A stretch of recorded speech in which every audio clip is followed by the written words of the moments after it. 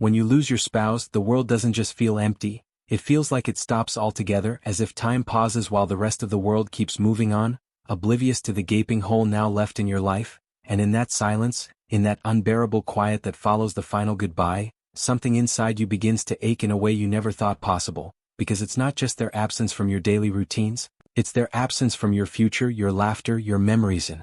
making your plans that will never be made again. And while people may tell you time heals all wounds, the truth is more complicated, because time doesn't heal, you do, and not all at once, and not on anyone's schedule but your own, and sometimes not in the way people expect, because healing doesn't always look like moving on. It looks like surviving 1 minute, 1 hour, 1 day at a time, and eventually realizing that you're still here, breathing, standing, remembering, and yes, aching, but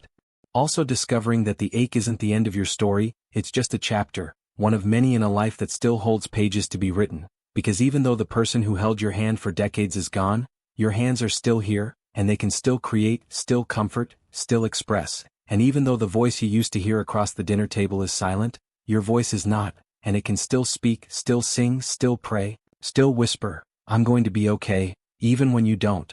believe it yet, because that is the first secret to thriving after losing your spouse. Believing that your life still has worth, even without them, even in the empty chair across from you, even in the silence of your home, even in the photos that don't change anymore, even in the pain that shows up uninvited every now and then, and especially in the quiet resilience you show simply by waking up and living another day with courage, because thriving doesn't mean you forget, it means you honor them. Not just with your memories but with your living, with your tears and your laughter, with your prayers and your poetry, with your strength and your stillness, and eventually with your joy, because they would have wanted that for you more than anything, they would have wanted your joy, and when you begin to feel the first flickers of that joy again, maybe a moment of peace in your garden, or a smile at a sunrise, or a laugh that sneaks out when you weren't expecting it, that's not betrayal. That's survival, and it's sacred, and it's the second secret, the one most people don't believe at first. Your life can still surprise you, because after such a loss, it's easy to believe that nothing beautiful can grow from the ruins, but the truth is, sometimes grief clears away the noise, the clutter, the rush,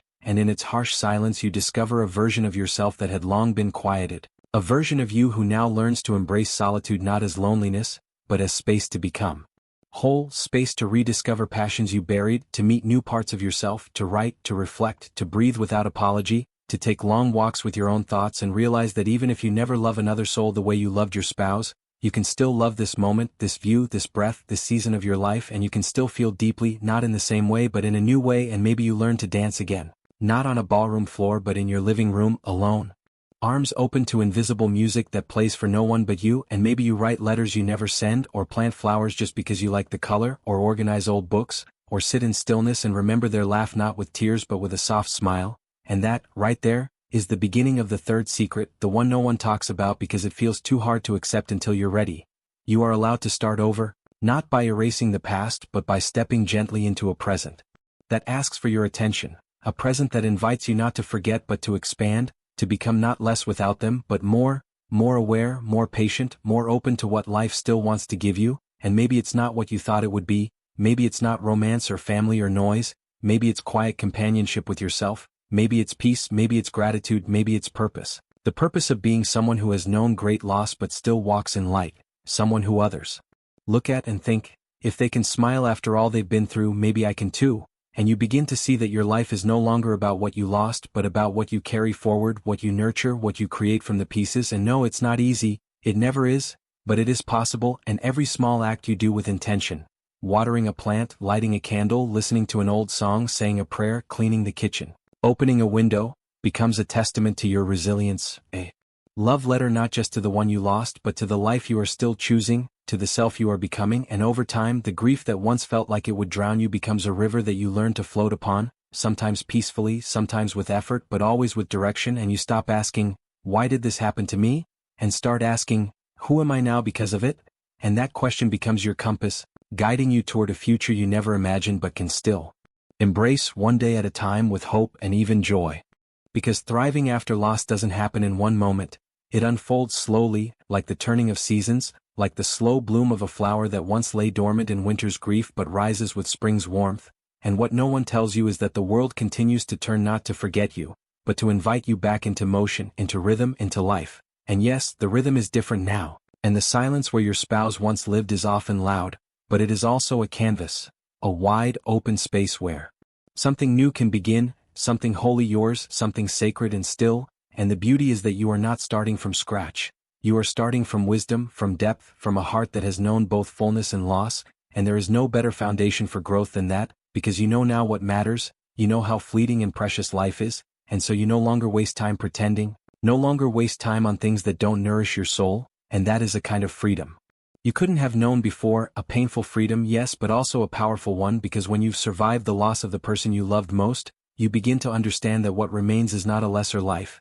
It is a rawer one, an unfiltered one, a life stripped down to what is real, and in that rawness you find clarity, and in that clarity you begin to see the world again, not as it was but as it is now, still beautiful, still worthy, still able to hold you even in your sorrow, and maybe you begin to speak to them in the quiet moments, maybe you still say goodnight, maybe you still hear their voice in the corners of your mind, and that's okay. It's not holding on too long, it's holding on with love, with grace, with reverence, and that voice may grow quieter over time, but it never truly leaves you because love like that doesn't end. It evolves, it embeds itself in your bones, in your choices, in the way you carry yourself, in the way you treat others, in the way you learn to treat yourself, and slowly, gently, you realize that you are no longer walking through life carrying only loss. You are also carrying wisdom, and that wisdom begins to guide you, to nudge you towards small acts of courage. Taking a class, volunteering, reaching out to an old friend, visiting a place you always meant to see, or simply choosing to sit in peace without guilt, without sadness, just presence, and presence becomes your anchor, your home,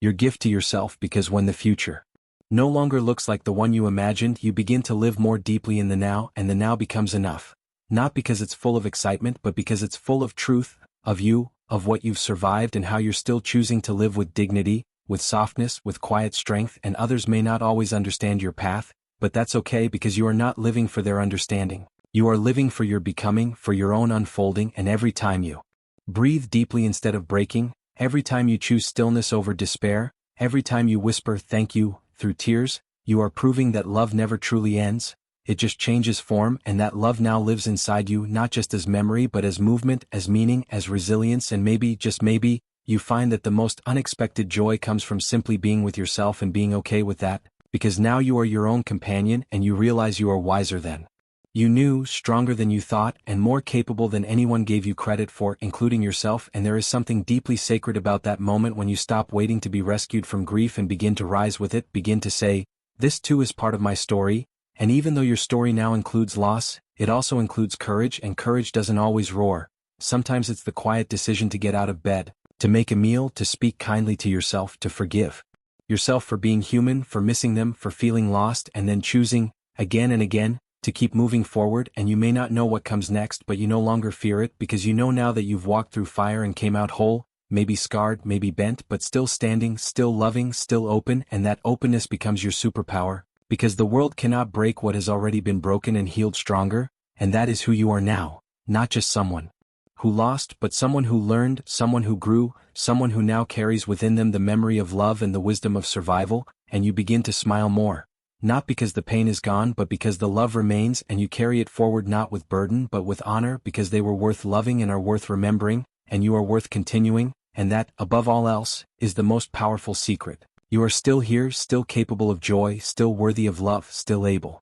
to build something beautiful, even if it looks different than what you had imagined, and that difference doesn't make it lesser. It makes it yours, authentic, real, and deeply earned. And as the days go by and the seasons change, you realize that even though you walk alone, you are never truly without connection, because love, real love, the kind you built and lived and nurtured over decades, doesn't vanish with a heartbeat. It transforms, becoming part of your breath, your routines, your thoughts, your laughter, your quiet tears, and you begin to understand that your spouse may not be beside you physically, but they are within you spiritually, emotionally, deeply, eternally. And that presence gives you strength in ways words cannot fully explain, because even in the silence, their love echoes. In the way you smile at certain memories, in the way you fold their sweater with reverence, in the way you speak to them in your heart when something beautiful or difficult happens, and you carry on, not out of obligation but out of reverence, because the life you built together deserves to keep echoing through the life you live now. And slowly, without realizing it, you become a living legacy, not just of the one you lost but of everything you created, endured, and became, and this realization humbles you, centers you, transforms you, because you no longer feel the desperate need to fill the emptiness. Instead, you learn to sit with it, to befriend it, to allow it to soften you rather than harden you, to allow it to teach you instead of torment you, and in that sacred stillness, something opens inside you, an awareness, a lightness, a gratitude for the moments you still have, for the breath still in your lungs, for the sunsets you can still witness, for the kindness you can still offer to yourself and to others, and maybe one day, unexpectedly, someone sees you, really sees you, not as a widow or a widower, not as someone broken, but as someone wise, calm, beautiful in a way that can't be defined by youth or perfection, but by presence and grace and truth, and that moment becomes a mirror, reflecting back to you the strength you forgot you had, and you realize that every tear you've cried, every sleepless night, every aching morning, was not a sign of weakness, but of love, because you grieve deeply only when you have loved deeply, and that depth becomes your anchor now, grounding you not in sorrow, but in substance, in meaning, in the sacred truth that even loss can be transformed into light, and this light doesn't erase the darkness, but it helps you walk through it, with your head held high,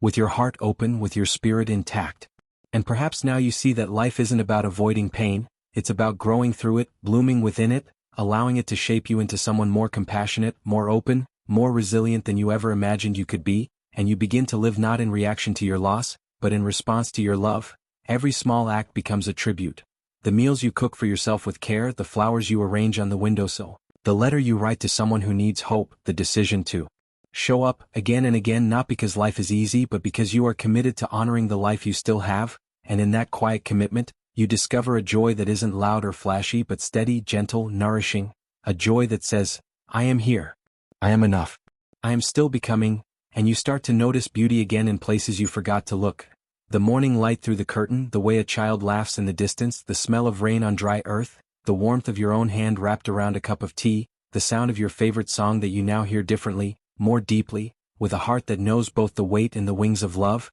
and you start to feel a peace that you didn't think was possible. Not because everything is perfect, but because you've made peace with what is and you've decided to live in it fully, gratefully, with tenderness toward yourself and reverence toward the journey you've walked. And others may not understand the courage it takes to smile now, but you do, and that's all that matters, because this life, this season, this version of you, it's sacred, it's real, it's earned, and it doesn't need to be validated by anyone but the soul inside you that keeps showing up, day after day, not as a survivor, clinging to the past, but as a seeker of presence, a keeper of memories, a bearer of light. And now looking back you see it all more clearly, not as a tragedy with no end, but as a transformation with no limits, and the pain that once felt unbearable has become the soil where new wisdom grows, and from that wisdom rises a new kind of strength, not loud or proud but deeply rooted, soft, fierce and enduring, and so you move forward, not forgetting but remembering in a new way, carrying them not behind you, not beside you but within you always as you step into whatever comes next.